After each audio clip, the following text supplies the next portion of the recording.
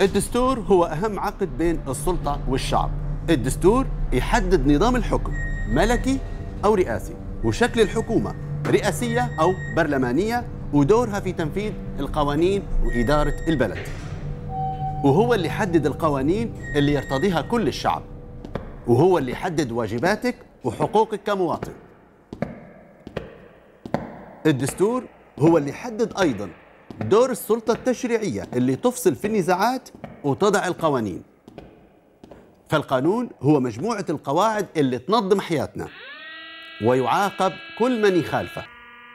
لكن ما تنساش كل قانون لازم ما يخالفش الدستور، فالدستور هو أعلى رتبة من القانون، وكل قانون يلغى في حال عدم دستوريته.